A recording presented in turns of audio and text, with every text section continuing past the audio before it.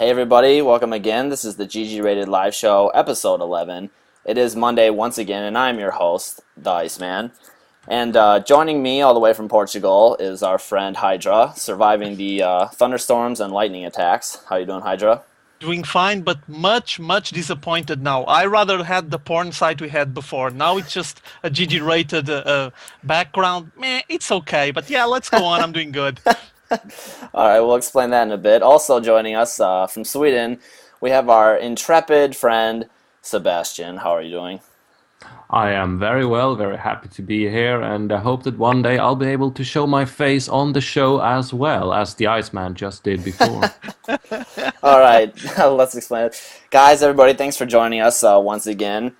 As you might know, if you've been following the show, previously we've been broadcasting on Ustream, and Ustream has been being a major pain in the butt for us, crashing, going down, losing audio, and we just recently switched over to Justin.tv, so this is our new stream, and I'm using new software right now, so I didn't realize I had my webcam on.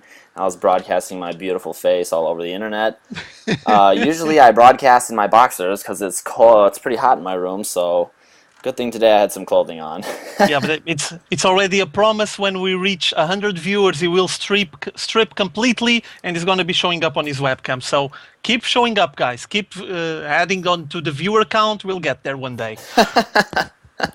And Roger and I will do the same eventually. Yeah, we'll get everybody's gorgeous mugs on here eventually. By the way, just one comment. I'm sorry. As you guys know, the Iceman was just mentioning about Ustream. For whoever follows the TSL live, Ustream even messed up with the TSL last weekend. I mean, they had 40k viewers, and still TSL, the Ustream, crashed on them, and they have to wait like 30 minutes to get the stream back up for the second match. So, yes, I guess we're not alone. Yeah, thank goodness. So, yeah, if you are a live streamer and you're listening to this, make the switch now, and you will save yourself plenty of headache in the long run, I would say. So, yeah. But, guys, I am pumped, and I am excited, and I am happy it's Monday because that means we get to cover all of the exciting, super epic action that took place this past week. I mean, we had Dreamhack Invitational, first week of NASL. We had TSL 3 this weekend. Jeez, I can't believe I forgot that. But let's go for it, guys. Yeah. Let's move straight into the Dreamhack Invitational. And I'm going to get the bracket up on screen here for everybody. And, okay, spoiler warning right now. If any of you somehow missed the Dreamhack Invitational, you have got to go check out the VODs because we're going to spoil everything for you guys right now. And trust me, you do not want to miss any of this because the action was just off the hook. I'm going to switch over to Sebastian right now and see what he has to say about it because this was his native homeland was hosting this tournament, and in my opinion, this was up to date. This is one of the best tournaments we've had yet in terms of production value and quality. So, Sebastian, why don't you explain to the viewers a little bit how things went? Well, thank you, Iceman. I will. First of all, I must express national pride, and I don't often do that, to be honest. About how this event was held and organized and just delivered to a global arena of esports and StarCraft fans. Now, I was at the real Dreamhack Winter in November, where I met several pro gamers and had a jolly good time. I got to see Day9 do his thing live with Nama versus Mana, right? And that was great, sure, but it wasn't thoroughly good. The pro gamer area and everything about it was mediocre at best, and definitely StarCraft was not center stage. So it was a good event, but it was lacking in so many areas. And now we get to see this. I was unable to go there myself, various commitments that, however, soon will result in me having a new computer and doing casting, but that's another point. I only got to see various VODs after the event due to work, and I was as impressed as I was surprised over how Dreamhack, which is, an organization run for profit, has been doing it for well over a decade, how they've stepped up the game. Must have invested hundreds and thousands of dollars getting just the right people on board, people with technical skills, like serious professionals who also understood the scene. As we'll go into detail, when Whiteraw said something funny, they threw up an instant overlay that wasn't prepared, enhancing his joke. And there was a very professional presenter, his name escapes me right now, but it was just an overall excellent production. And as I'm fond of saying, I'm a broken record, if anything. Esports is becoming global, and it's becoming more and more susceptible to mainstream appreciation, and that's a good thing. We got to see some really high-end games from the best of players with a better production than any of us has ever seen. Of course, this was a singular event. They have been prepping for months, but whatever, this was just great on every level. And MC doing smirks and being a bad boy, I like it. It was a treat. Over to you, Roger. Yeah, well, I watched the whole thing live, like 6 hours of it, something like that. I already left the link if anyone is curious about it or haven't sat down and actually watched the whole thing. There's the link on the chat. Enjoy it. They got all the VODs for free, everything in very high quality. I think it's 720p HD. It's not like 1080, but still it's quite good. And they had some huge production values. I never seen anything like it on the tournament scene for StarCraft 2 yet. It is a good sign. It means that people are learning and heading the right way. And probably there will be other organizations that will be able to learn something out of what these guys did. I know that this was a single day event, probably didn't have the amount of work that other longer events have, but still the examples are there, the references of how do things work, how do you entertain people while providing awesome matchups. And from the host, who was a guy, his nickname is 2GD, Too Good. He's a former Quake player. He played for Team Fnatic, and he's a British guy, and he just, for me, it was a breath of fresh air compared with what we usually have as a host on this kind of tournaments, okay? The guy was relaxed, cool, threw a couple of jokes. I liked his jokes, my personal taste, I guess. There was a bunch of people calling him gay and fag and stuff like that on the chat, but I guess you get that occasionally. For me, the guy was just awesome. I couldn't care less what he does with his private life. If he is or not, I'm not even worried. What I do know is that he was at least a couple of notches above any other host I've seen before. He entertained, he had some good jokes, he took his time to sit down and interview the players. He is not one of the most knowledgeable hosts on the StarCraft 2 scene currently, but he knew how to adapt and make the right questions so he would be enjoyable. And it was just a delight to watch all of that. Casting was fine, and keep in mind that I'm not even a big fan of the Apollo, but the Apollo with the Muslim worked just fine. The crowd helped a lot as well. They were just all excited, a lot of postcards and tapping on the floor and applauding and shouting when big things were occurring on the matchups. And all of that added together made, at least for me, my personal opinion, made it become the best experience I ever had on a live-streamed event in StarCraft 2 until now. We'll see what comes out in the future, but I hope that other organizations learn from it. Yeah, I have to agree with you. I'm not sure why people were bashing the announcer 2GD. I thought he was fine. I mean, his jokes were pretty witty, and everything he came up with was off the top of his head. And the one thing I do want to point out that I'm not sure if you mentioned this, Hydra, but the way things flowed was very smooth. The transitions were made properly, and there wasn't time wasted. Commercials and advertisements were placed when they needed to be.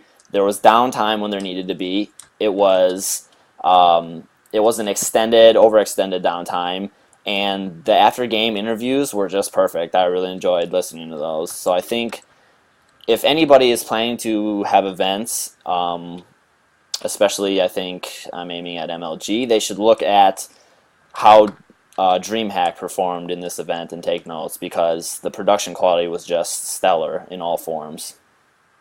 Well, let me just add a couple of things. I have to agree with you. No downtime.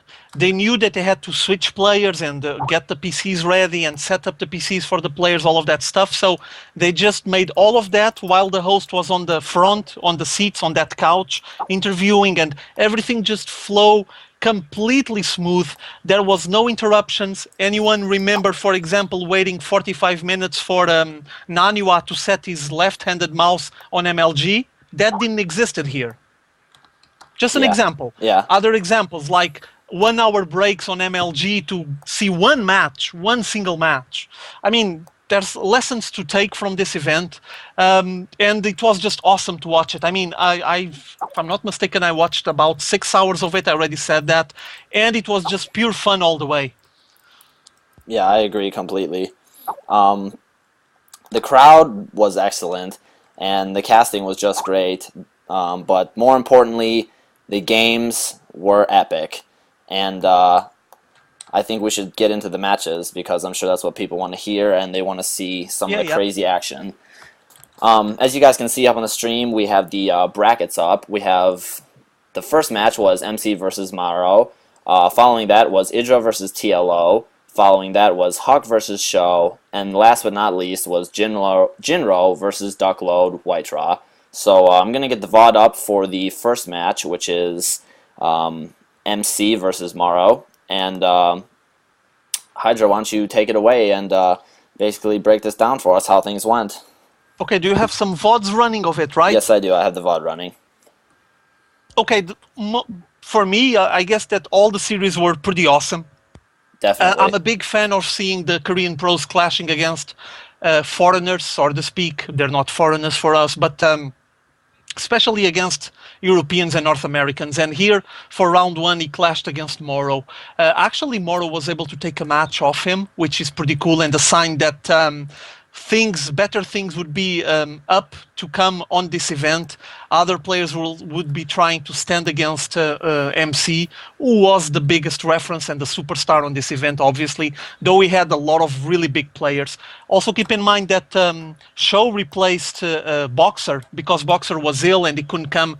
And at the last hour, I think it was the warning about it was like a day before, and Show just filled in the spot fine. He played excellent, had some really nice matches, and it's another homeboy. I mean, he's Swedish, he was playing at home, so it was pretty cool for the crowd as well.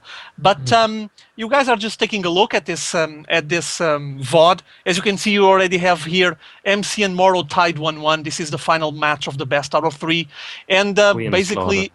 Yeah, MC dominated with some airplay. MCU is just very solid. I'm pretty sure he was suffering from a bit of jet lag and all of that stuff, but he was just rolling fine, owned everyone that moved and tried to pass in front of him. As you guys are going to see here, I'm not sure if I added that to the VOD. As you can see, the player that wins comes to the front, sits on a couch, and speaks with Too Good. So really nice. That transition allowed for the organization to prepare the PCs for the next matchup, and I think it was awesome. Yeah. This was one of the first games played, and MC just dominated, but it wasn't that clear cut, you know? Like, Moro actually stood his ground and tried to defend it, but, well, a 2-1 victory in the end for MC, making MC passing, and Moro playing at home just sat down and enjoyed the rest of the event by himself, sitting on the floor and on the chairs. One thing I would like to bring up in this series, I believe it was game 2. I can't remember what that new GSL map is, where it's very long, but in the middle there's lots of pathways that meet up. I forgot what it was called. Crossfire? Crossfire? Possibly. I don't remember what it was. But it was favored for Protoss. Usually Protoss always wins, and it was surprising because Maro had his back against the ropes in the beginning, and he ended up coming back and winning that match in superior fashion. So even though MC was on a tear and has been on a tear, Maro, we got to give him lots of credit because he did manage to pull off a game on an unsuspecting, people were not suspecting that he would do well on this map, so it was nice to see that happen.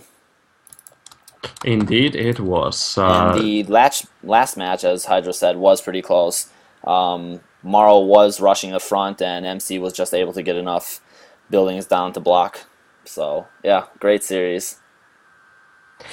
It was, if I may interject there again, it was a joy. I mean, by the time I watched it, I had gotten the results spoiled for me already. But even so, I did want to see how my countryman, the Zerg with the weird hair, could put up against the Kratos Protoss. And MC is probably the best player in the world, quite consistently. At least top 3, depending on the day. And Moro put up a good fight, as he was done before, I believe. And it was just a good thing to see. We can hold our own these days. Definitely. Yeah. All right, let's go for match 2 here. We had some insane action from TLO and Idra.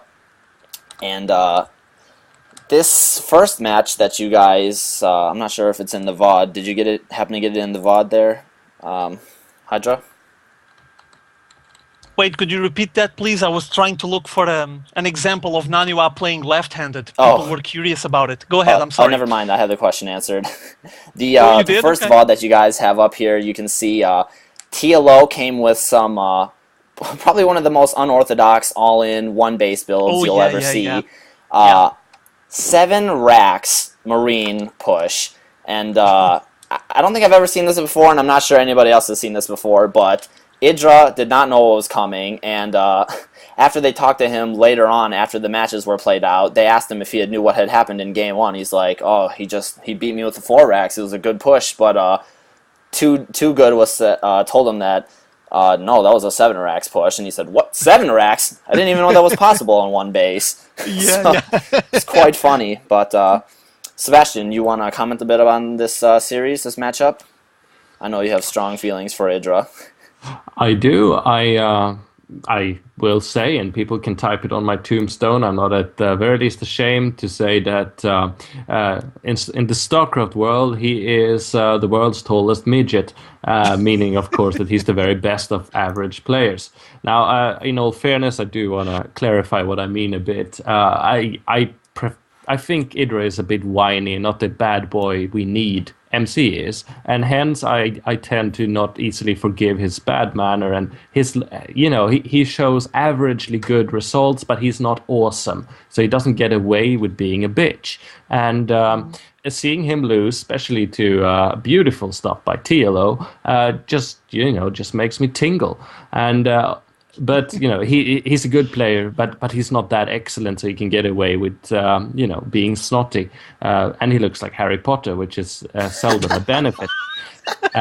And this was just glory for me, seeing TLO, who of course I'm a great fan of, and who isn't? Obviously, but. It was beautiful, It was sublime is the word I'm looking for.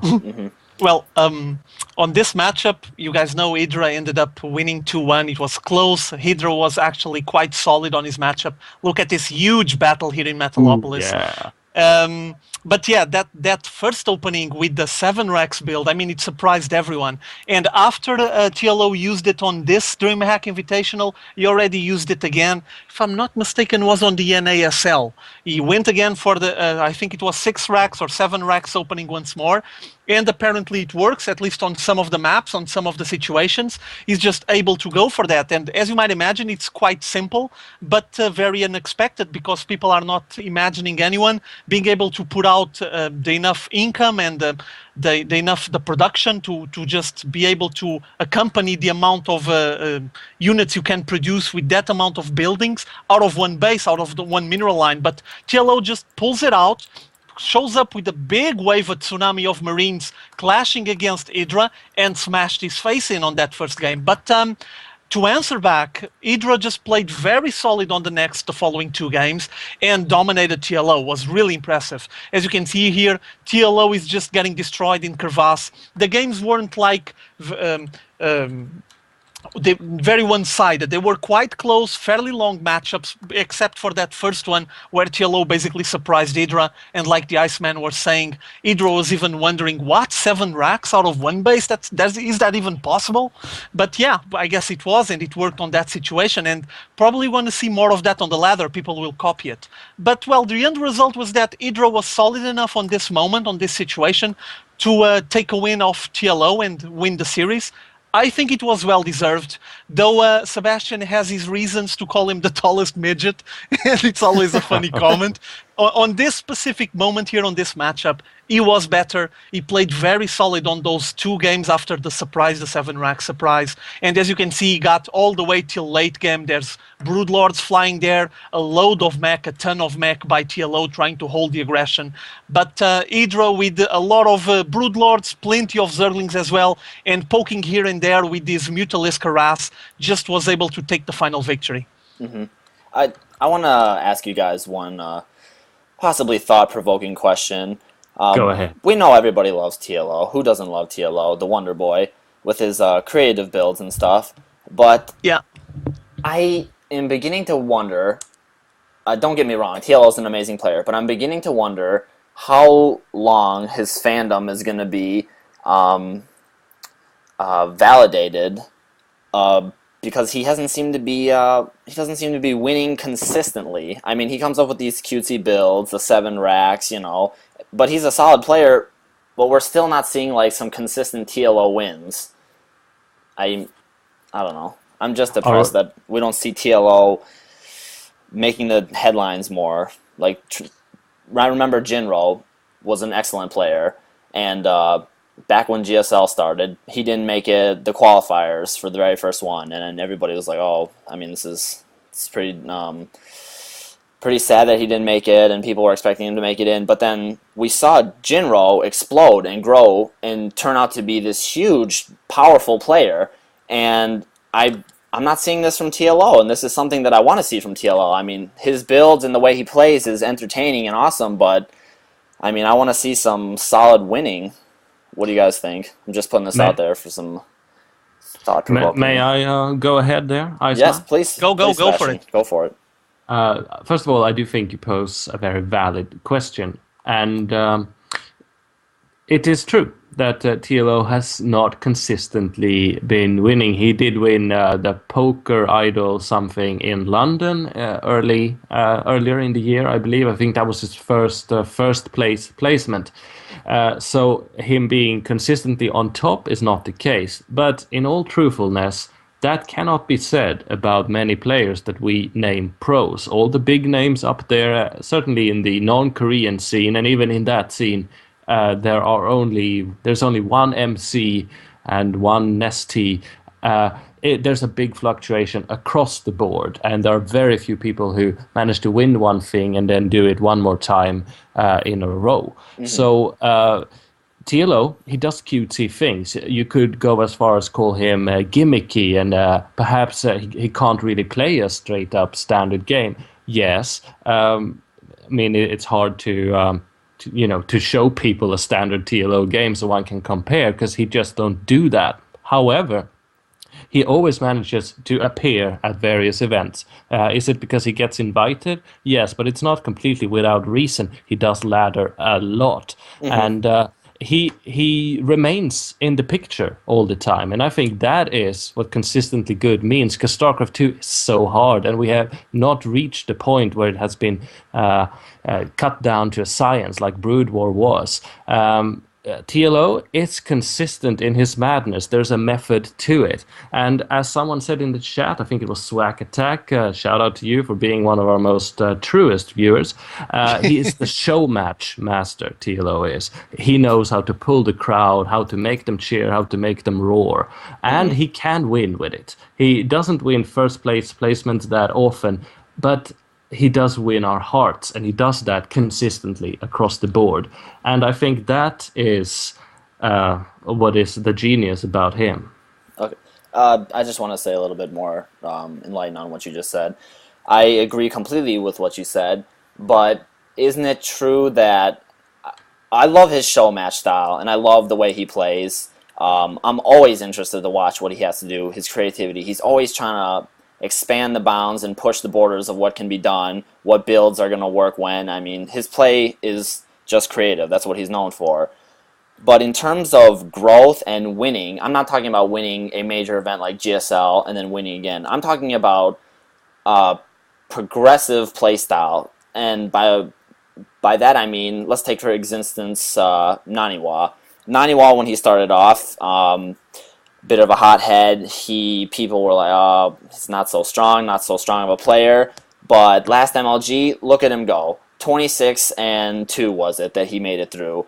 And I noticed that he has been steadily getting better, progressively making adjustments, and just being more stable in the way he plays.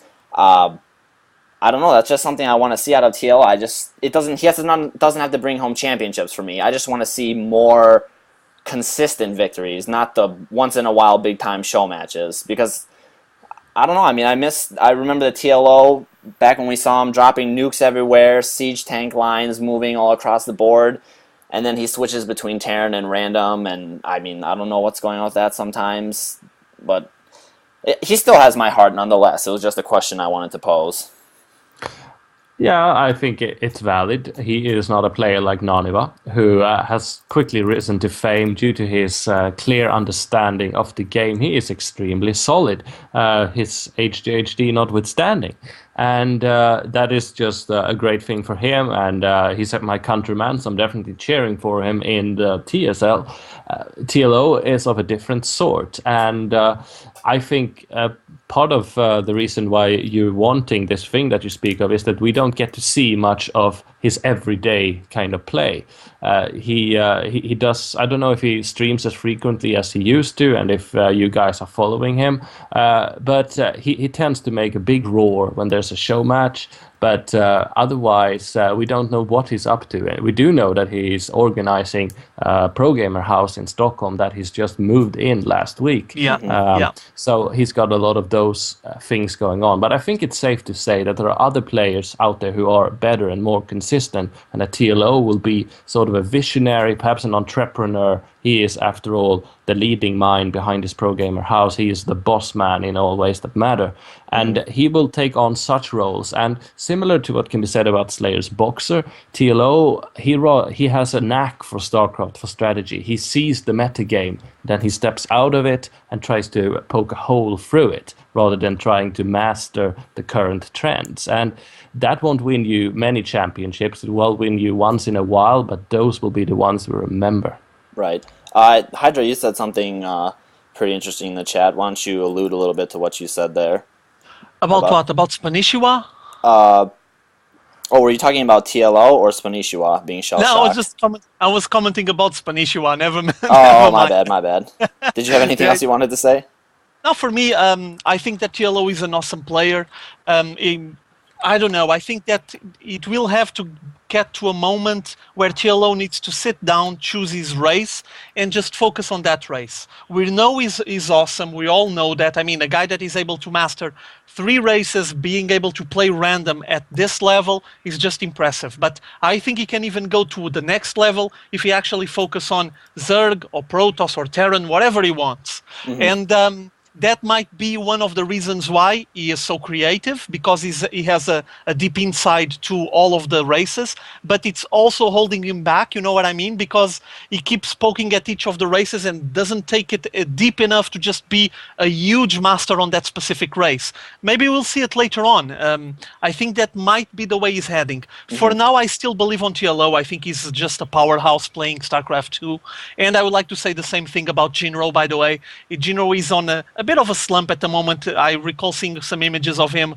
I think it was on the team event on GSL. He was a bit pissed off there, but he's just learning and evolving, and the guy's even learning Korean, so I'm pretty sure he's going to stay there for a long, long time. Yeah, and no hate for me. I'm a huge TLO fan and supporter, and as Sebastian said, it is a bit selfish that I want him to perform better. It's because I want to see more of him in the stage light, and I want to see more of his matches. Yeah. But we all want nukes. We all want nukes. Yeah. That's it. Okay, GG rated is proponents of nukes. What's next? Next match. In this Come on. case, yes. Let's go for the next match. Yeah. Next match we have Huck versus Show, which turned out to be quite an interesting matchup. Back and forth play.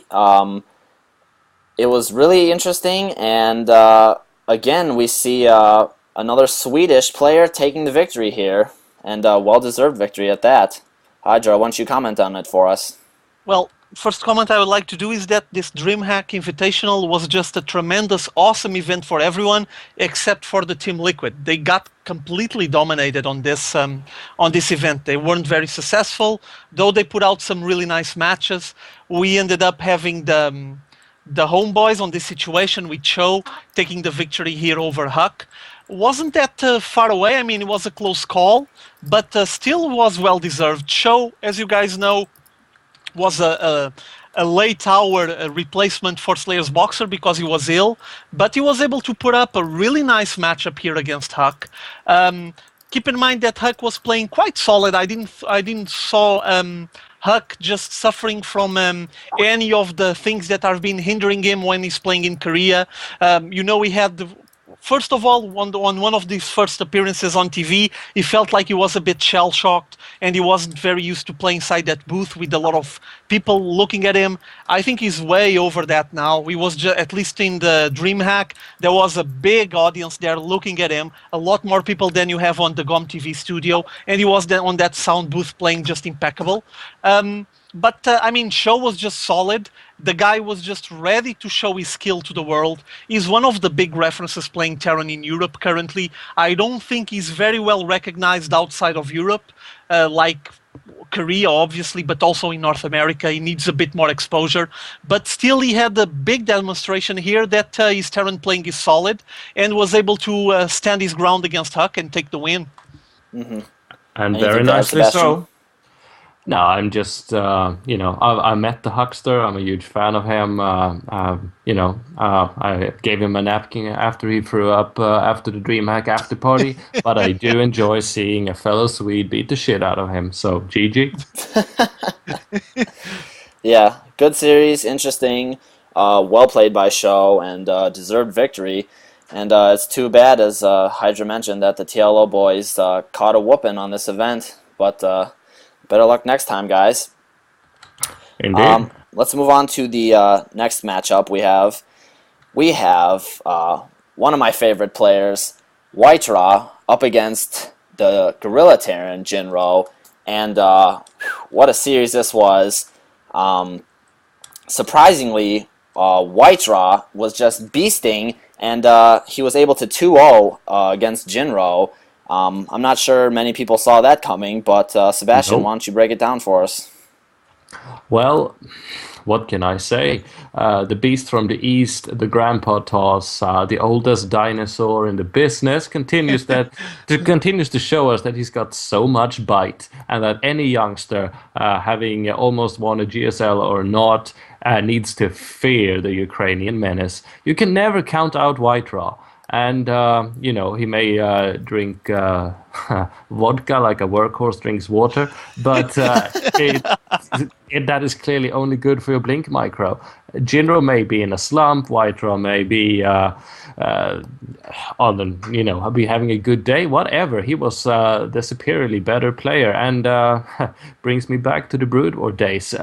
I of course I want to see Jinro do well. He's a young Swede. He's out there representing, and he's doing what is frankly a quite straining thing, living in a very faraway country in a very different culture, giving up a lot, social life, many things. He gives years of his life. So I want to see Jinro succeed. But Whiteraw, he just proves that he's the business, and I can only smile. Yeah. Hydra and myself were talking a bit before the show.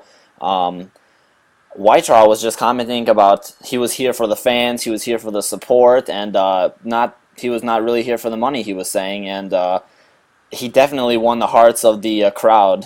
And a bit that more. Right, Hydra?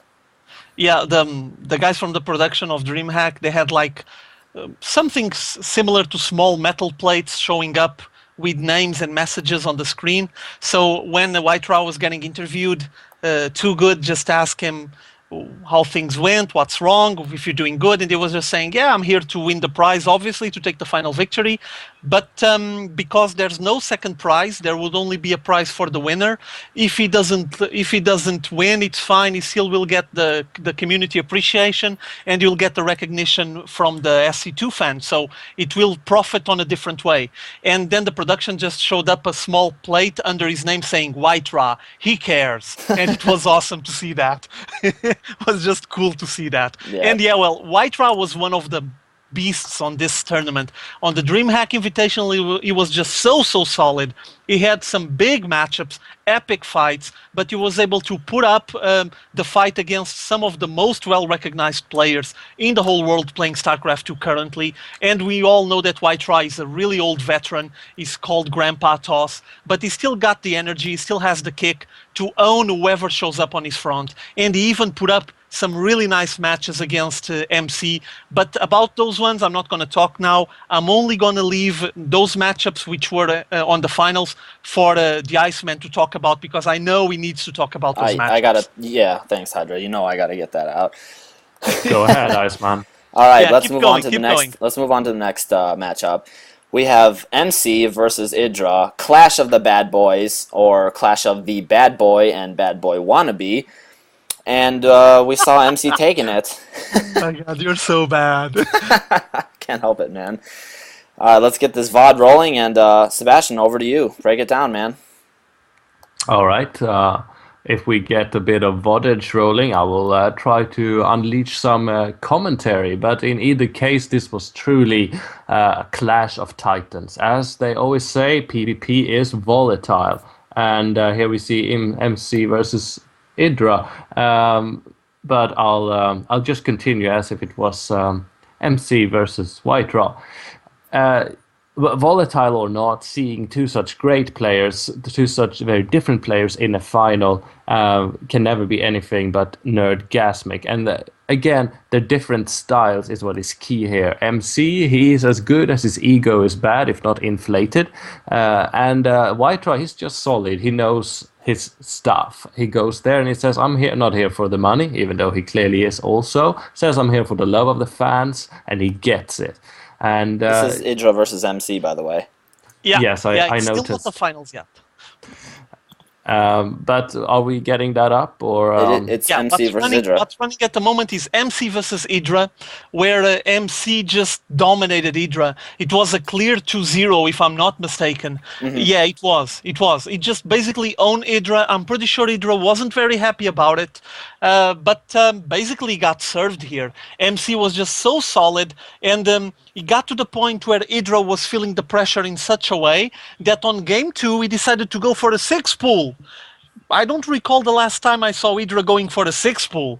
And it was really shocking to actually see him going for that, because it was a sign that mentally he was broken. He couldn't handle the pressure because of the result he had on the game 1. MC took game 1. Then on that game 2, instead of just getting himself ready for a long Zerg macro game, which we all know that Idra enjoys, the long macro games, he just went for the 6-pool like, I don't know, something snapped inside of him, and he thought, I can't beat this. I'm going to try to surprise him and cheese him out of the game because I can't beat MC.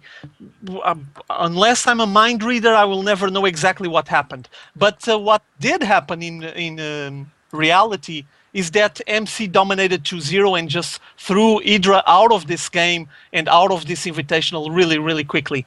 You guys seen that little plush thingy that was there?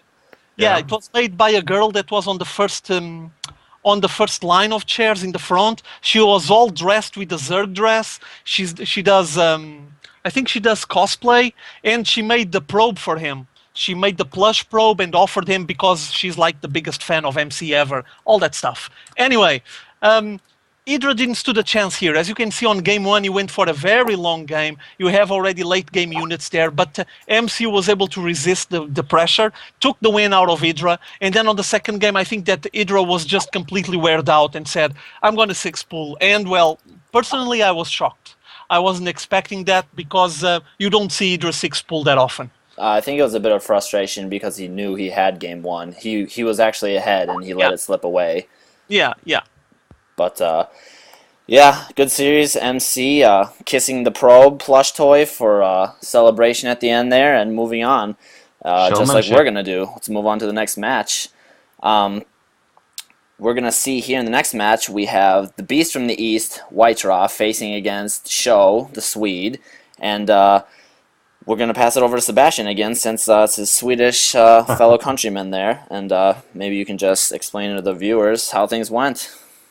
Well, this time I'll actually be on par with the rest of you Yes. in regarding what games we're actually going to talk about. It's your redemption chance here.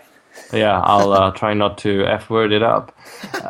Show, of course, as has been said before, was the replacement for Slayer's Boxer. Not easy shoes to fill, and here we see them clashing on Terminus Re, White Raw advancing from the south against Show's newly established expansion and unleashing the Protoss Fury that is a bunch of Colossi with a cute immortal put in there for a good measure, Show being in full retreat. And we see him clearly being just overpowered by the beast from the east. And, Show is my countryman. I want to see him win, but just seeing White Raw being able to put the hammer onto the anvil that is Show like this was a treat. Roger, why don't you take away the next game? Well, Show versus White Raw was really cool. I just enjoy watching Show. It's not one of those players that I see every day. White Raw is better well known in the community, and he tried to do his best against White Raw, but White Raw was just clearly on a roll. No one could do anything about the guy. He wanted the money. He wanted the 15,000 to take them home to his wife and just have fun. She's pretty, by the way. I even recalled the caster saying that White Raw said that if he took the win, the final victory against MC, he would pay a round of drinks to everyone and some crates of bottles, and he was saying that everyone would have a huge party. So, well, unfortunately, things didn't went that way, but still it shows that he was just going for fun and games. He was enjoying himself there and just trying to get the best out of that moment, out of that event. And, well, he played really well to the point when he just dominated everyone that appeared in front of him. And here, as you can see, facing battle cruisers. Battle cruisers weren't enough. Yeah, at the end of this match, you had White Raw getting interviewed. He went to the couch, and Too Good just told him, "So what you think about those battle cruisers? I mean, battle cruisers, battle losers. What's that?" Not even the battle cruisers were able to control the wrath from White Raw. He was just dominating the whole match. And Show tried his best, but wasn't enough. Still, like I said before, replacing someone last minute, trying to fill in the shoes from Slayer's Boxer like Sebastian did. Show did very well. He got to the semifinals. Congrats to both of them. The Claude Raw, White Raw went to the finals. Yeah. And Show got interviewed on national TV. I saw it, so good for him. All right, folks, we are going to move to the last and final matchup. And this was an epic Protoss versus Protoss. Volatile. Continuation. Me and Sebastian are going to go silent now and allow just the awesomeness to do the honors. Go. Thanks, man. This was a, I guess you could say, continuation a little bit from the GSL World Championship Team League, where we had White Raw sniping MC out, and there's been some back and forth between these two players. And I'm going to confess it openly here that I am definitely a White Raw fanboy, more so than I care to admit to being an MC fan. So my heart was definitely with White Raw, as he was tearing through all the opponents and had a clean sheet moving into the final matchup. And first game, we saw White Raw just tear into MC relentlessly, and he took the first game, and he was looking invincible. Second game, shows up, same thing, White Raw takes it again. Okay, he's 2-0 up against MC. MC's got his back against the ropes. This is a best of 5, so White Raw has a chance to clean it up in the next matchup. We go to the next game, and MC, obviously, being the Kratos God of War that he is, goes to his trusty 4-gate build and brings the heat to White Raw. No big deal. One game down, 2-1. We go to game 4. MC does the same thing. Comes back, beasts against White Raw. And I'm getting a little nervous now. I'm getting a little sweaty. Things are getting tense here. I was like, oh, no big deal. White Raw can let one game slip. But then 2 games go out of his hands, and I'm like, okay, this cannot be happening. I cannot be seeing what's going on here. So we get to Game 5, and it's on Shakur's Plateau. And as you guys know, the map spawn positions are always diagonally situated. And we have White Draw going for his natural opening build, gate into Cybernetics. And MC, the ballsy player that he is, goes for a proxy to gateway build in White Draw's base. I saw this coming, and I nearly flew out of my chair. I was freaking out. I couldn't believe what was happening. This could not be happening. I was just freaking out that this cheese was going to happen. Man. Huh? He's a madman. He is a madman, but I was furious. I was cursing to Hydra over Skype when this happened because I wanted White Draw to win so bad, and I was so pissed that MC didn't seem that he could play a stand-up game against White Draw, since White Draw had taken the 2 games in the beginning handily.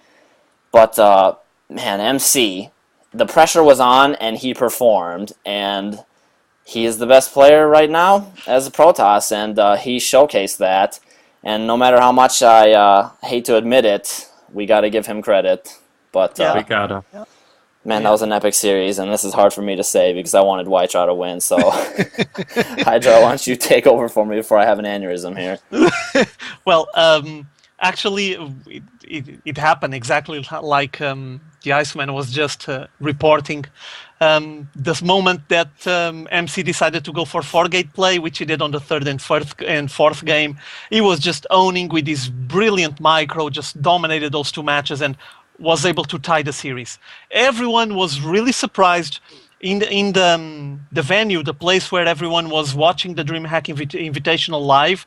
People were just stamping with their feet on the ground, you know, making a rumble noise because everyone was tremendously excited over the fact that we had the moment there where White Draw was leading 2-0 over MC. He was 1 win away of taking the tournament out of MC's hands. There would be no excuses with lag, whatever. He was right there sitting on a booth by his side, and the best player who had was taking the victories there. White Draw was doing 2-0. But then MC just sat down and said, okay, I had enough of this. I'm going to crush this nerd. I had enough of this bashing. Everyone is just supporting the guy. I'm going to end this right here, right now. He started 4-gating. Brilliant micro on those 4 gates, by the way. And then on the final game, he just said to himself, I'm here to win, I want the 15k, and the White Draw is doing the same opening and the same builds over and over again, so I'm going to counter that. He was on Shakura's Plateau, he found, as you guys know, the bases on Shakura's Plateau are fairly big, so he found a little sweet spot where the White Draw didn't have any visibility unless he started scouting on his base. He didn't, so all of a sudden he had 2 gates inside his base, warping in Zealots, and surprise, surprise, he lost that game.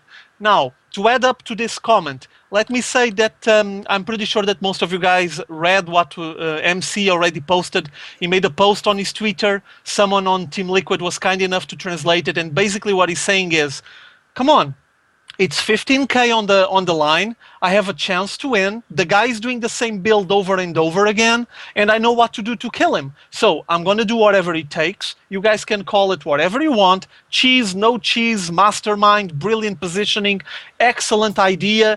Call it whatever you want. I'm going to take it, and I'm going to grab the 15k and get back to Korea. And he did. So basically what he's saying is, I'm a pro gamer. I live from my results here. So I'm not going to go for a very straightforward match risking losing when I know I can just crush the guy because he keeps repeating the same build over and over.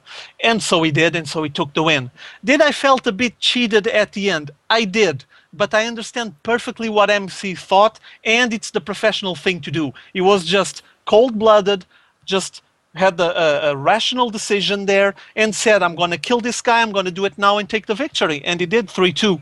Let me mention that this was probably one of the most epic finals I ever seen, and it was a PvP that people tend to say it's really boring and annoying. No, not in this case. It was just tremendously exciting, thrilling to watch, and seeing those 2 monsters, one from Europe, another one from Korea, clashing there was beautiful to watch, just beautiful. Oh my, I can't watch this. I'm about to leave the room. That bastard with his smirk. He did well. Do you guys remember when Too Good asked him on one of the rounds that he won, he was just going, MC, why so good? And he just says, I have a good brain, or have good brain, or something like that. And the production just showed up with a little plate tag, a name tag on the screen saying MC has a good brain. Yeah, I mean, that's the way to go. It's the way to do things. Apparently he likes Swedish water as well. It's good, man. Well, you should come here for the water. Yo, I'm gonna come over and we're gonna do a GG rated Swedish broadcast. We can do it from the TLO Pro Gaming House, I think. We should do that someday in the future once we become total ballers. Dreamhack Summer. Dreamhack Summer. Everyone there. I heard Husky is coming. Let's do it. Let's go for it sometime. Anyways, that's all the Dreamhack coverage we have, and I think that was one of the most amazing tournaments that I've seen in all form factors. But we cannot dilly-dally on that much longer. Let's move on to our next topic. You guys ready to talk about NASL? Just quickly breeze through the results. Yeah, we're just gonna go skim through the results, make some short comments, and that's basically it. Yeah. I'm just gonna breeze through the results here and get them up on screen. I was unable to catch most of the live streams since I was quite busy this week. Finals coming up, but I tried to catch a little bit here and there, and I had some tough times. There was a bit of lag at times when I was trying to watch the games, but there's a few other issues that have been popping up, but I think I'll let Hydra talk about that for right now. Well, first of all, I'm a supporter of NASL. I want them to do well, but there's some stuff they need to polish. There was a lot of complaints on day one because of the lag, a lot of issues. There was issues with the VODs for some viewers as well. But things have been slowly ironed out. The admins have been paying attention to the complaints. Though there's a lot of trolling going on, people being a bit over-aggressive, you know. They don't know how to put things and explain why they're just displeased with NASL. But things are slowly evolving for the better, at least my opinion as a viewer. And I've been following through the free stream because I'm doing exactly the same thing and following the same policy I had for the GSL, where I just watched the free stream for about 2 seasons, if I'm not mistaken, before I was convinced to start paying the money. Eventually I will if NASL starts and keeps ironing out all of these mistakes. Now, the problem is, it's a fairly big event, a long one as well. In my opinion, had plenty of issues with the stream. Now apparently they're more stable. There's issues with the sound. The microphones are in some occasions even worse than mine. And I mean, I'm just a simple guy casting from my home. So it's a bit strange to see an organization that side having problems with the sound. And then we have the little bits, the little details that ruin things. For example, there's at the moment threads going on TL about the admins feeling a bit overpowered and IP banning a lot of viewers because they just try to relay their opinions over the game and over the stream, and sometimes maybe they're not able to put those opinions in the proper words, but it's not a reason to IP ban someone. So I guess that the admins are just a bit trigger happy at the moment. And also another issue, I'm not sure if you guys follow that, I think it happened yesterday. After Sen played this series, let me just see, who did Sen play against? I don't remember now. But when he finished his series, the hosts, In Control and Greytorp, apparently were just commenting on something. Oh, he played against Zinio. Yeah, I'm just checking here. They finished the series and they were just wrapping it up. And after wrapping up and getting the ads rolling, they're supposed to mute their microphones, and they didn't. So you can hear Greytorp saying something like, "Oh my God, Sen is playing like shit. He's even worse than Hydra." I mean, having that on the stream with 20K people listening to it, okay, I respect his opinions, no issue whatsoever with that. But he has the a idea point. is to, but come on, keep them for yourself, because you're trying to provide content for a large bulk of people, plenty of viewers, and obviously there will be people that laugh about it, and people will say, "Oh, that's rude, it's offensive," coming out of someone that it's supposed to not be biased, or at least to be at least biased, the least biased possible. I mean, the guy is casting. What we assume when he starts casting Hydra games is that he doesn't like the guy and is going to trash him the whole day. So yeah, it wasn't the best thing to do. I guess that this will be gone in a couple of weeks. No one remembers this little detail, especially because it isn't present on the VODs anymore, and ASL already edited, cut it that little bit out. So in a couple of weeks, no one will remember it. And hopefully NASL will be evolving on the right path as well. If they want to take any lessons from Dreamhack, feel free, go for it. I think it's a fine example. Though I know it's two events with completely different dimensions, I think there's still lessons to take from the production values that Dreamhack put up there for that Invitational. And I'm just going to keep watching and enjoying the matchups. One last note before I pass to Sebastian. There has been a lot of games they've been playing and showing series to us every day, as you guys know, on NASL, but there's still a lot of not as high-skilled gamers as I expected to be weeded out. What I mean is, we're just on the really early stages, and there's a lot of games that are not as good as I expected. And then there's some exceptions. For example, I enjoyed a lot watching, I think it was NADA versus DDE. I think that series was just awesome. I loved that series. Was really close, the final game. And it's one of the few examples. But there's a lot of series that were a bit like one-sided, and they didn't come up and put out the results I expected. Let me just give one example. Artosis, he didn't play anything. He needs to practice. I know that he said on an interview not long ago that he still considers himself to be much more of a player than a caster, but what he put out there, it shows that he is a caster at the moment. I'm not trashing on him. He would beat me any day, any time. I know he's a million times better than me, but if he wants to play at this level and do good, he's going to have to polish up on his game. So I was a bit disappointed. I'm pretty sure there's more people disappointed as well. Well, cutting in there and offering a slightly different take on the NASL. I'm not disagreeing with anything that Hydra is saying here. They're all very valid points, and I'm actually sorry or sad that I missed that Greytorp mistake. It would have been quite joyous because I would have certainly enjoyed it. But I come from the point of view of an on-demand viewer. For perhaps personal but more practical reasons, I very seldom have the opportunity to watch anything live. I kind of sneak it in at moments when I got a few hours or 1 hour left over. That's when I watch the GSL, the NASL, the TSL, the everything. Yeah. And so I'm not a streamer. I'm not a stream viewer. And hence I only get the VODs. And I actually prefer it that way, on demand. You know, some people like that. Some people enjoy the streaming. And to all 11 of you who are watching this right now, you're super dudes for doing just that. But to me, as an on-demand viewer, NASL, they deliver. It's a good, solid product. Sure, it's there are some sound issues and one stale camera angle and just straight into the game. And Greytorp and In Control are not the most organic mass. They're not a casting Archon yet. But as an on-demand viewer, they do deliver instant games, and I did actually pay the $25 for the season VODs because I just want to be able to browse and pick a few solid games, and perhaps that makes me more of a casual NASL viewer.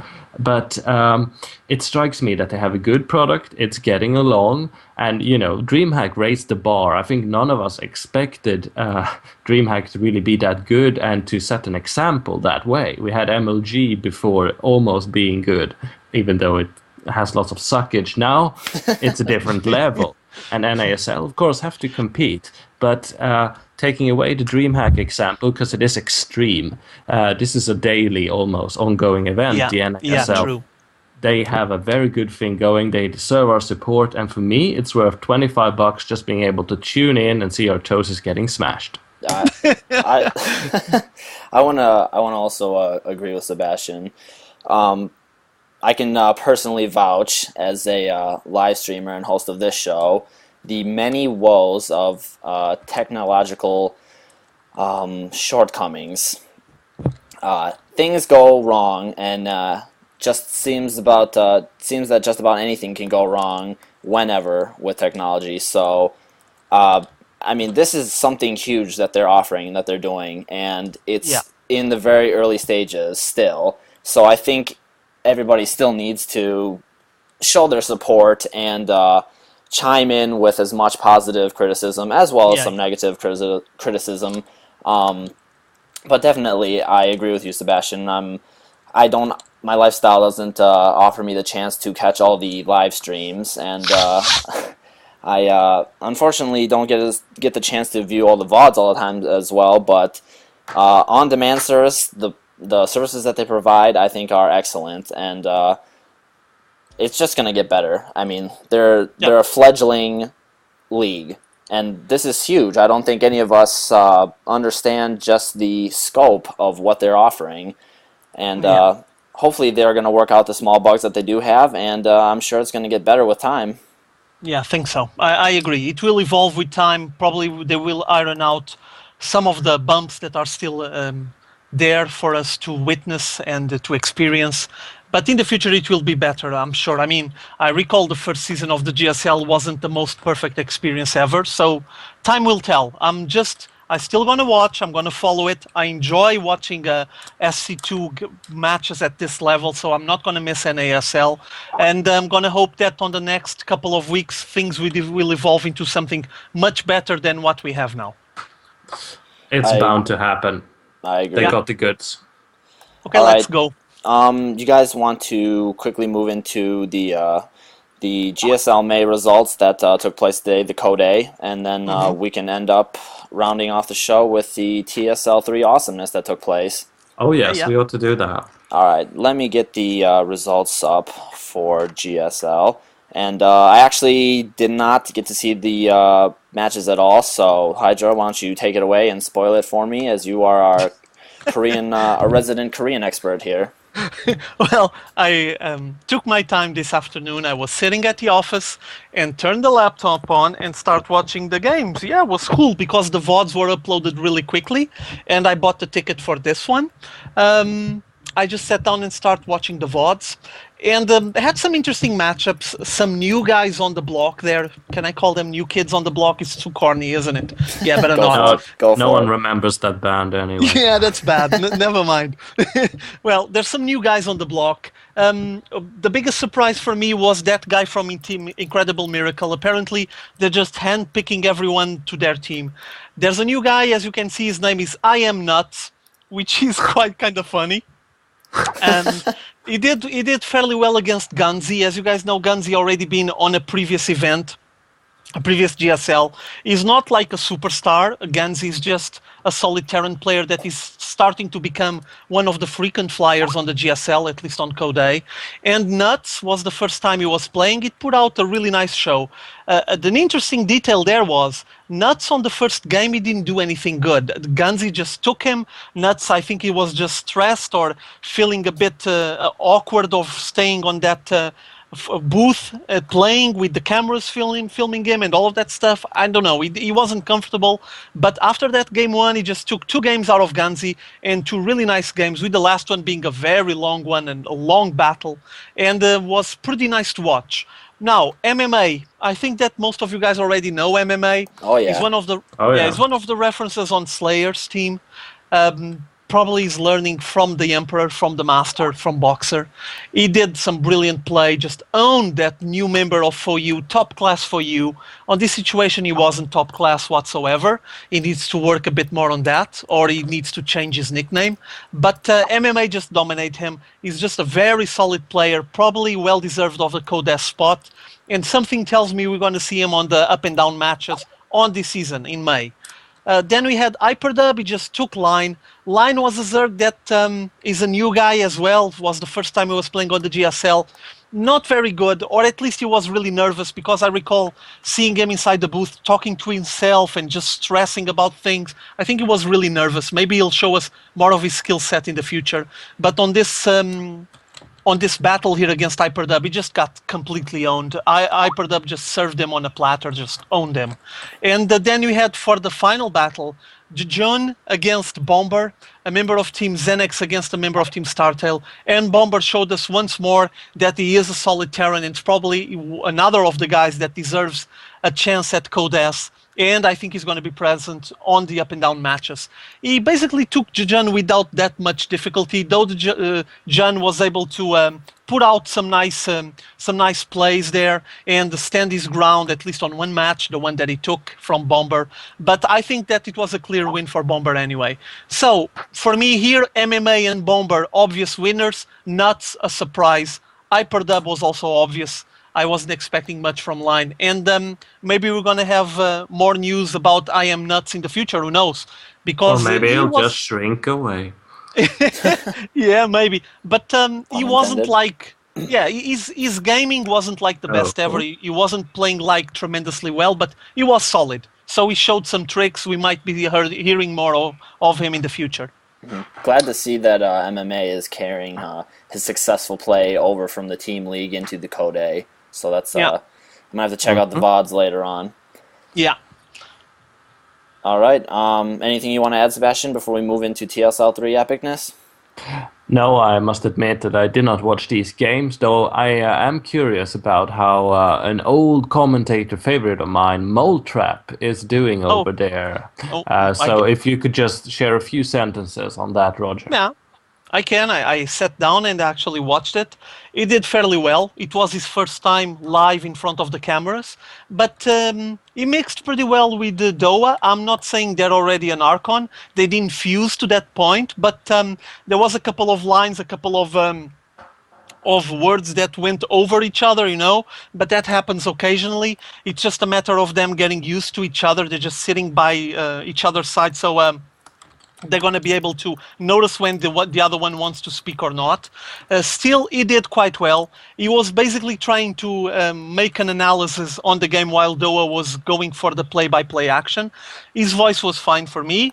His analysis was okay. I'm not a big fan, let me mention this, of very deep, very well-thought analysis. I just want a bit of dynamics to the game so I can enjoy it by myself. And he provided that for me. I was more than happy to see Mole Trap there, and hopefully with time he'll feel more comfortable, more relaxed, and starts getting along better with Doa. There was a couple of jokes from Doa that Mole Trap didn't even reacted, but I guess he was just too scared to even laugh, He was just trying to focus as much as possible on his role there. Yeah, I think he was just trying to concentrate as much as possible on what he had in hands, and then he'll laugh on another occasion when he's more comfortable. So for me, thumbs up, and hopefully he'll be doing better in the future. Here. I'm going to have to get the ticket and then definitely check out the VODs because I don't want to miss GSL. Yeah. All right. You guys ready for some TSL 3 epicness? Because this past weekend we had the round of 16 clean up with the last 2 days, day 3 and day 4, and we had some awesome matchups, so I think it's time for us to cover that. Go for it. Iceman, you start. All right, you begin because I know you love that. Yeah. Thanks, man. Go. Let me just get this hype video rolling here. Get the sound up a little bit. But, yeah, guys, if you felt shortchanged a little bit at all last week with all the 3-0 blowouts, this week you can bet your bottom dollar that everything played out in the most epic fashion. We had some of the greatest matches here. Most of the series went 5 games. I was glued to every moment of it, and production value was great again, except for the part where Ustream decided to take a dump. But other than that, the matches were amazing. Couldn't get enough of what I was seeing, and first matchup, let's go straight into that. We had Boxer versus Sen, and 5-game series, went all 5 maps. Some great back and forth play between Boxer and Sen. Boxer was fearless on all fronts. His marine drops were constantly doing work for him, and any lesser player than Sen, I think, would have crumbled much faster under the pressure that Boxer was dealing. But Sen managed to stay alive long enough to make it for 5 rounds, but the Korean champ Boxer made it out in the end. Sebastian, were you able to catch any of the action? I know that TSL 3 is one of your joys.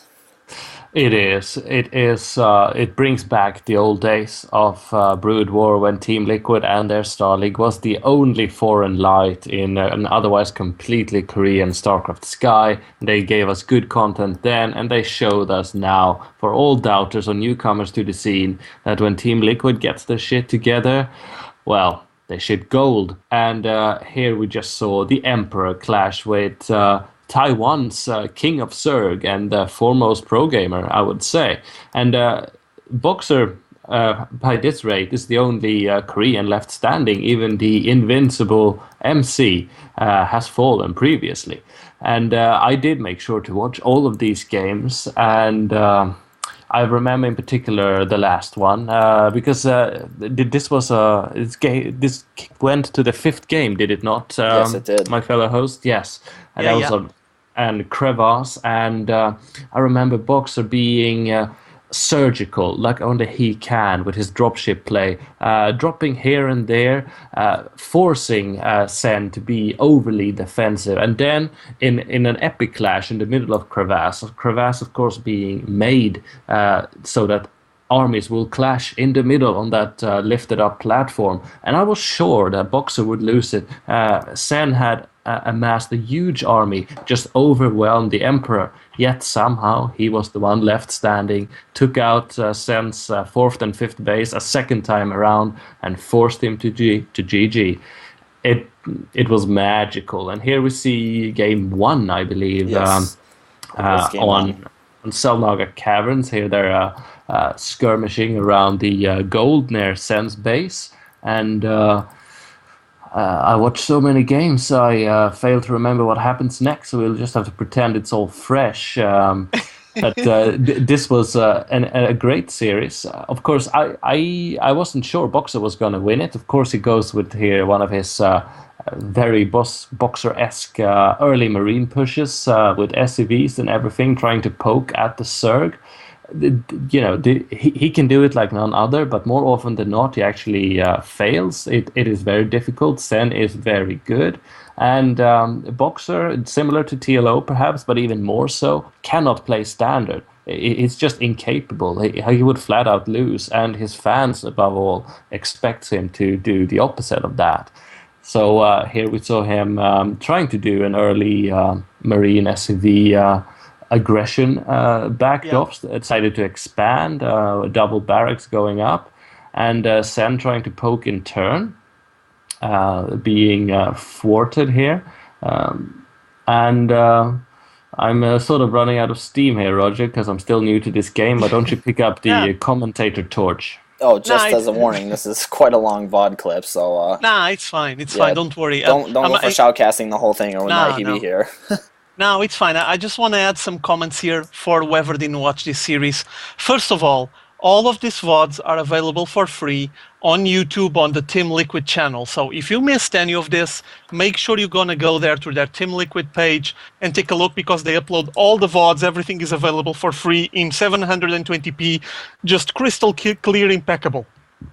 Now, things about this series, and something that is getting traditional to Slayer's Boxer, I guess, it's getting like its trademark. He always makes proxy racks outside his base, somewhere, depending on the map, obviously, and then he puts out some Marines in the hope that he will shorten the distance to his opponent's base, obviously, and be able to apply the pressure early on so he can break him. If he succeeds, awesome, just fine, game over, I won. If he misses, if by some chance his opponent is able to defend and Boxer fails that pressure, he just lifts his racks back into his main base and keeps doing his build. I'm pretty sure on all 5 games here on this series.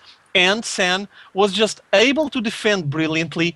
On this first game, he had a lot of pressure with Marines early on and attempted bunker rushes, and Sen was able to just pull all of his drones out, defend brilliantly, awesome micro by Sen, and it was really a neck-in-neck battle this series. I mean, he ended up 3-2 on Slayer's Boxer favor, but Sen had, I don't know, he was playing just really, really well. He was really focused. Awesome matchup here, and he just lost that final game with the Boxer taking the win out of his hands, but it was so close. Let me tell you that, in my modest opinion, it's probably one of the most intense and epic series recently from from TVZ. I'm sorry. So if you have the chance to watch it, watch the 5 games. It's well worth it. I watched them. I think it was today or yesterday, and it's just awesome to enjoy. Awesome to watch players of this caliber clashing against each other, because it was just brilliant. I mean, just very intense, very close matches. 2-2, a big tie, and then you're going to have the final clash there to decide who takes the win. And well, the Emperor just dominated over the Zerg King from Taiwan on this situation. But I guess that the Zerg King will have his revenge one day in the future. Definitely. And as Roger mentioned, this probably was one of the greatest TVZ matchups we had seen in the TSL so far. I remember some games, I think it was on Crevasse, where Sen came in with a horde of units. I mean, Banelings, Zerglings, and Muta, and they just swarmed in. But Boxer's placement of tanks and Marines was just surgical. And I just massacred units. And this is amazing series. So if you guys missed it, definitely check out the VODs. But let's go for the next matchup. The next matchup we saw Mao's Maro facing against fellow teammate Mao's Hasuabs, and Hasuabs played very, very well. Another great series. Kept me on the edge of my seat the entire time, and back and forth play yet again. But Hasuabs took the victory in the end with some very strong play by the Protoss Deathball. So, Hydra, why don't you give us a little bit of commentary on the matchup? Yeah, well, from what I recall of this one, Moro tried to stand against his teammate and opponent on this situation. Asu Hobbs was trying to put out the best game he had, but I don't know. He felt that Moro was a bit short, he fell just a little bit short, and Asu Hobbs was able to dominate him. I'm not sure how... I know that when I was watching the stream, I was wondering how often do these guys play against each other being from the same team? Like when you know all the ins and outs of your opponent. And I wondered if that was the case, if Asu Hobbs knew Moro so well that he was able to just dominate the guy. Moro was able to do some nice matches there, had some nice battles. He tried to plan ahead, prepare some counters to his opponent, but basically it wasn't enough. Asu Hobbs was feeling a bit like he was one step ahead of him all the time. Like when you're playing chess and your opponent is anticipating your moves, it felt a bit like Asu Hobbs knew where he was going next and was able to contain him. Was a nice matchup, yes, but compared with Sen versus Slayer's Boxer, it wasn't even close. Sen and Slayer's Boxer was a really intense match, really close, and this one wasn't that obvious. As you can see here on this stream, on this VOD that is now rolling, you have Moro going for basically pure roaches. I think he got to a point where he had something like 50 roaches, and he was getting all the upgrades to his roaches, the borrow, the tunneling claws, the range attack, everything. He was just getting all of it, and he was just starting clashing into his opponent. There it is. Now he's mixing it with Hydralisks, and he's going to make a massive push into Asu Hobbs and crush him, if I'm not mistaken, on this matchup. But this wasn't the rule, this was the exception on this series, and Asu Hobbs took the win on the final result. So best of luck for Moro for the next TSL, I guess, and let's keep investing on Asu Hobbs, because since he got qualified, I think he got qualified on the last qualifier for the TSL, he's been steamrolling just brutally, tremendously on the TSL, and apparently he's unstoppable for now. This matchup was closer than others that he had in the past, but still there was a bit of a gap there, and hopefully he's going to have a contender coming up soon into his way so we can have some epic Protoss matchups. Yeah. He definitely showcased some pure strength, and he's been carrying that strength all the way through since the beginning of the tournament. So hopefully we can find somebody with skill that can match him, and well, not saying that Maro doesn't have the skill to match him, but somebody that can give him a run for his money, I would say. You mean like the Emperor? Yeah, like the Emperor. For example, yeah. Anything you want to add, Sebastian? Hey, I'm sorry to see another countryman go, as we'll talk about in a second. I'm glad there's still one in the TSL 3. Hasuob's played magnificently, and Moro's final attack in the final game on Taldaram Altar when he went for a quick drop is clearly born out of desperation and him feeling mastered by his teammate who just had him figured out. He tried to do something extreme out of the blue, and Hasselhoff's countered that very powerfully. The best player won. Yes, Yeah. definitely. Let me just add a little detail. Both of these series ended up 3-2, so both of them were close in the result. But I was a lot more excited and feeling in anticipation, just eager to see what would be the result on the Slayers Boxer versus Sen matchup. Meaning that this one didn't felt that close, even being a 3-2 as well. But it was a nice battle, and probably one of the finest days that the TSL had till now, because both of the matchups were really awesome to watch. Definitely, yeah, and I was happy that we were able to see some best of 5 games go the full length, because I was a bit saddened by the blowouts last week. But yeah. Enough of that. Let's move on to the last day of the TSL 3 round of 16, where we saw Goody versus Naniwa. And Naniwa, once again, why is this guy, why even doubt him? I mean, this guy is on great form as of recently, and Goody was able to take one game. The first game, he had some great mech play, as he's known for, but Naniwa said, "I've had enough of this," and he just steamrolled him the next 3 games and took the victory in a very convincing fashion. And Sebastian, why don't you take it away, since this is one of your countrymen once again? Indeed, as many people, I was a bit surprised to see Nanoa's quick success. When he won the MLG Dallas, I was surprised and had to check the results myself, looking through the odds just to make sure that no one else, or rather everyone else, was wrong about it. But of course, no. He won that tournament 26-2, and here again he faces Goody, who's a solid opponent by all means.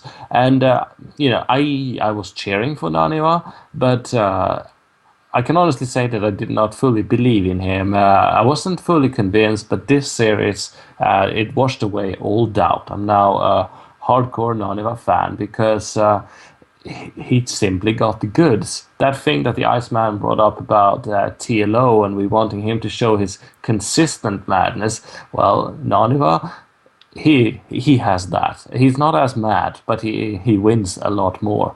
He's just got that flair, that je ne sais quoi, as the French would say. And it was an epic series. This particular game here at Selnaga Caverns, we see him going Colossi against Goody's Bio Army, but I think Day 9 made a joke that Goody never goes Marauders, or am I mixing that with someone else perhaps? That he prefers the tank-based, very slow and steady kind of grinding Terran. Maybe I'm misremembering that or whatever, but here we see Nanova simply convincingly crush this bunker rush from Goody, and showing that he's the deadliest Swede around right now. Sorry, Jinro. Anything you want to say, Hyjar, about the bad boy? Well, I want to say that I'm liking Naniwa now a lot better than like 6 months ago. Well, definitely, same here, man. Apparently found his home in Team Dignitas. I don't know why. Maybe he has the right persons there, but at least his attitude in-game is changing a lot, and the results are just showing, which is impressive. Keep in mind that he's facing here Goody, and Goody is a really good Terran in Europe. He's known for his very defensive style and loves his mech play, always goes for mech, but it didn't pay off on this situation. Naniwa was just completely on top of his game and took the victory. Much respect for Naniwa, especially because apparently he's growing up as a person, but as well as a human being.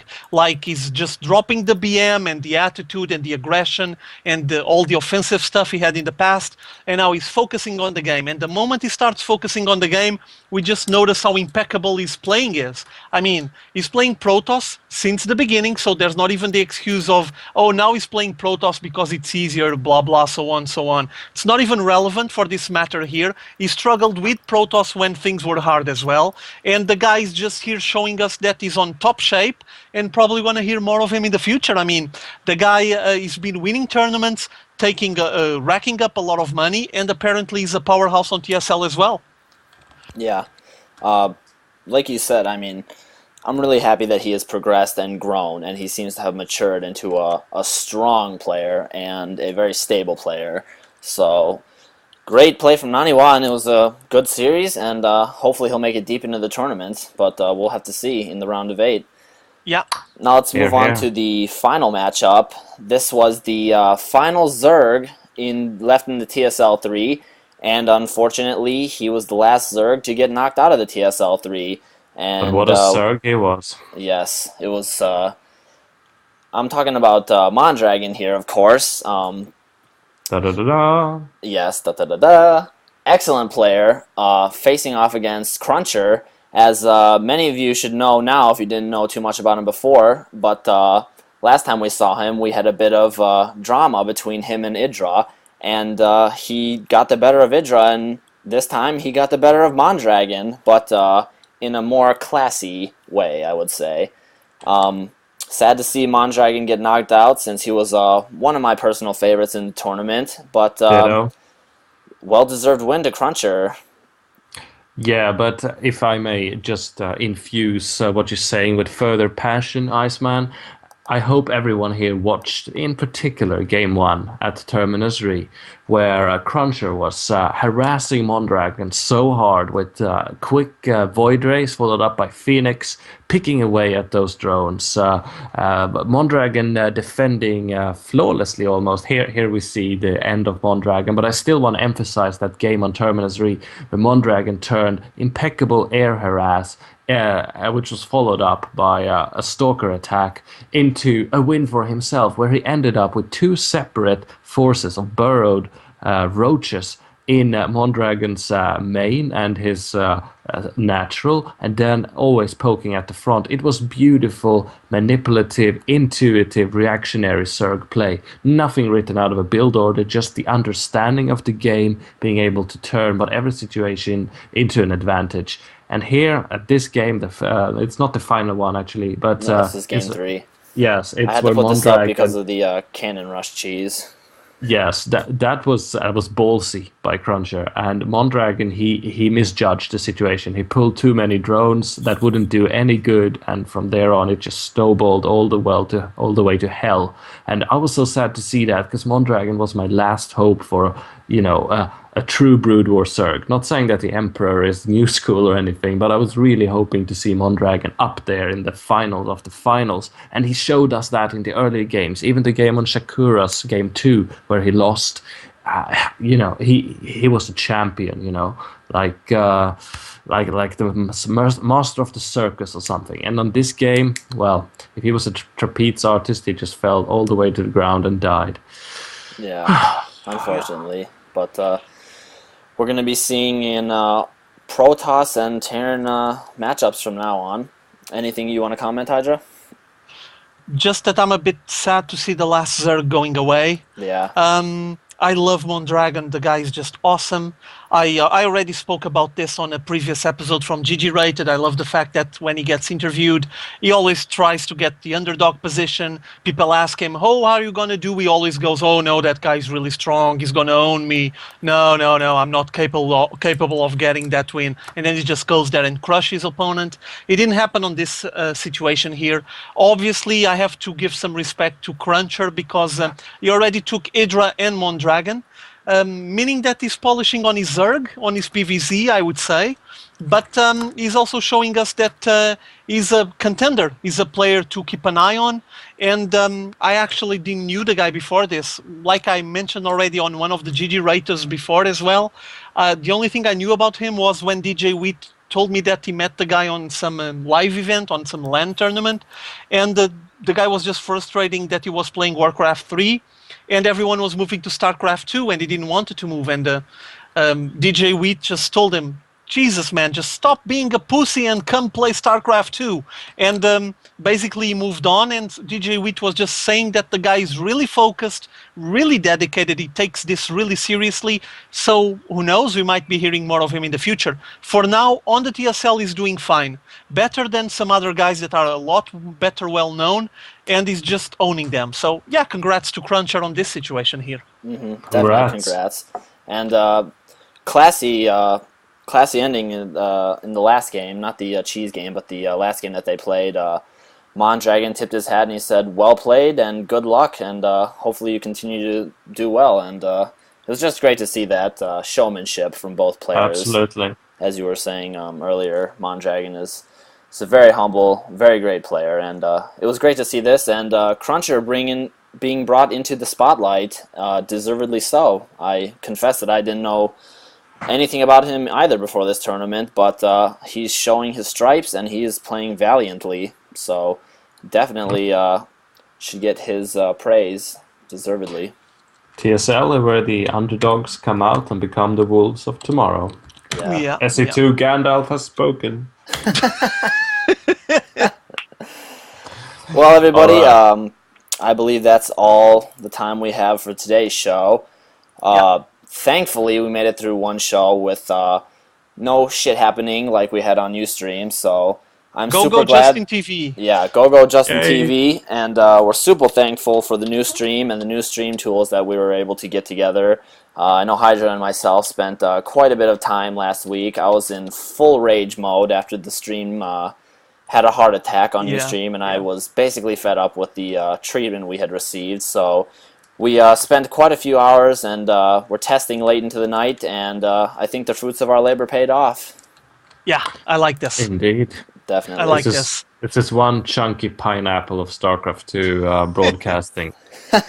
I think I already mentioned this when we started the show today, but even Team Liquid had issues with Ustream on the last weekend. I mean, they had 40k viewers watching TSL, and all of a sudden Ustream just crashed, and we had to wait like 30 minutes for the second game because they were trying to get everything back up and running. So Ustream is not only trolling on GG Rated, but it's trolling on higher instances of StarCraft 2 as well. Okay, guess that it's just a sign that it was time for us to move, and we did, and apparently it's working fine, so I'm pleased. Yeah, and we're just going to keep testing. This is the beta transition period, I would say, for us moving into the new season. We have some things in the works. We're going to try to get some new logos, new intros, and all the bells and whistles, but we promise to bring you guys continually great shows with plenty of media and plenty of awesome opinions from this wonderful nerd trio. And if you guys haven't checked out Hydra and Sebastian's work already, I advise you to do so, because Hydra has a YouTube channel, which is youtube.com/xhydrax, where he has great pro matches in 720p. And please check out Sebastian's work as well, youtube.com/polygonreview. Sebastian brings some great commentary and some great interviews from the lives of pro gamers, so don't miss their work, guys. And if you want to get in contact with us, I'm the Iceman. Please contact us at liveshow@ggrated.net. Hit us up on Team Liquid on our thread, and make sure to show us some love on Twitter. It's twitter.com/ggrated. Thanks so much to you guys, the few that did tune in today, those who are listening in the podcast version later on. We love you guys. Your support is the bomb, and we're going to keep this show running and growing. So GG, everyone. GG! Wait, let me get it. I have one like DJ Wade has. I was waiting for that, Hydra. Come on, don't let us down. Get it now. Wait. This is awkward, huh? Oh, yeah. Yeah, I got one as well, see? I need to get one. I know, I need one. All right, guys, we will see you next week, and GG.